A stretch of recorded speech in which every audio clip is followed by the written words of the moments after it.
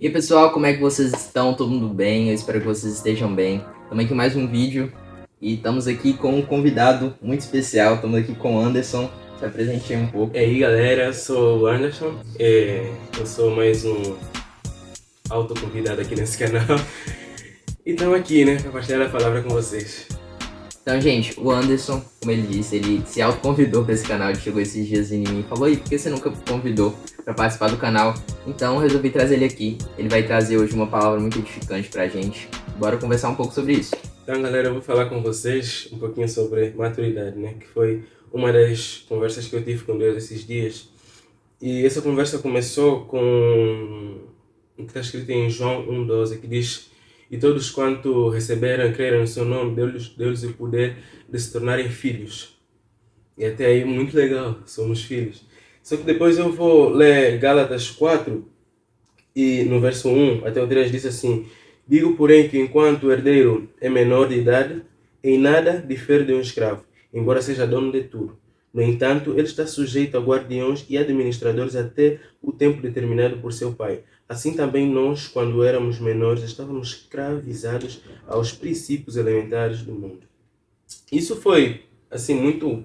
Isso reverberou muito no meu coração a respeito de maturidade, que nós vemos que existe um nível de filho, que é o que começa, né? Que é o que começa em João. E existe um processo de maturidade que nos leva para esse filho de Gálatas.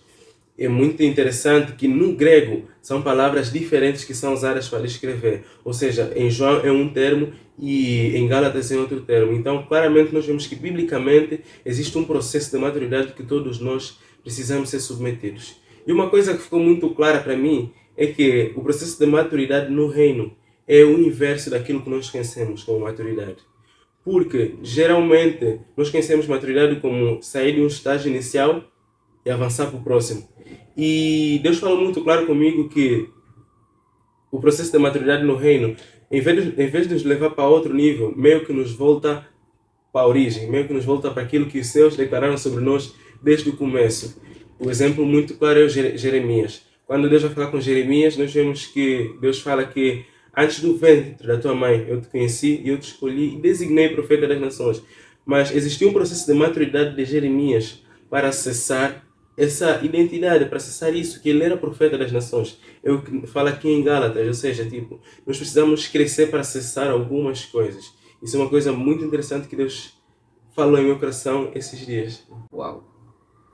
Maturidade é uma coisa muito interessante a gente conversar. E é muito interessante isso, que a maturidade que a gente pensa é tipo, eu tô em um nível e eu vou para outros. Mas é muito interessante a gente pensar que a maturidade do reino é nos levar à origem, como você citou Jeremias. Outra coisa que eu penso também é Pedro. Jesus disse para Pedro: "Você é Pedro." É Simão, mas você é Pedro. E sobre essa rocha edificarei minha igreja. E tipo, se a gente vê Pedro, ele não tinha essa maturidade, ele não tinha esse perfil. É. Só que com o tempo ele foi se transformando em alguém que carregava essa maturidade, carregava esse perfil do que Jesus tinha visto nele. Então é muito interessante ver esse processo. Esse processo é muito... E isso se vê muito nos discípulos, né? Por exemplo, em Atos 2, o avivamento que eles viveram foi fruto de maturidade, porque foi fruto de obediência e união. Nós só caminhamos em obediência e união quando nós atingimos um certo nível de maturidade. Porque Jesus deu uma ordem: permaneça em Jerusalém. E nós conhecemos discípulos de Jesus que outrora não teriam permanecido e ficado parados em Jerusalém. Teriam se movimentado. Pedro é um grande exemplo disso. Pedro era conhecido como impulsivo, mas daqui a pouco nós tivemos um processo de maturidade para Pedro, que fez um Pedro mais calmo, fez um Pedro mais do amor, né? Eu parei para analisar, e um dos processos que quase todos os discípulos viveram foi, primeiro, abrir mão. Quando Jesus chamou, todos os discípulos tiveram que abrir mão de alguma coisa, abrir mão de alguma profissão. Isso nos leva para um nível de maturidade. E outra coisa é receber nova identidade. Pedro antes era pescador de peixes, agora você vai se tornar pescador de homens, é uma nova identidade. E outra coisa que é muito interessante é que você vê que eles gastaram muito tempo aprendendo. A Bíblia, o Novo Testamento todo está cheio de Jesus ensinando na parábola X, Jesus ensinando no Monte X, porque eles gastaram muito tempo aprendendo, porque aprender nos faz crescer, nos faz voltar para a origem. E outra coisa muito interessante também é que eles celebravam o que Jesus fazia na vida dos outros. Isso é um nível muito alto de maturidade. Teve um episódio na Bíblia que Jesus cura a sogra de Pedro. E Pedro tem que celebrar isso. E outra coisa muito interessante também, que é buscar mais Jesus.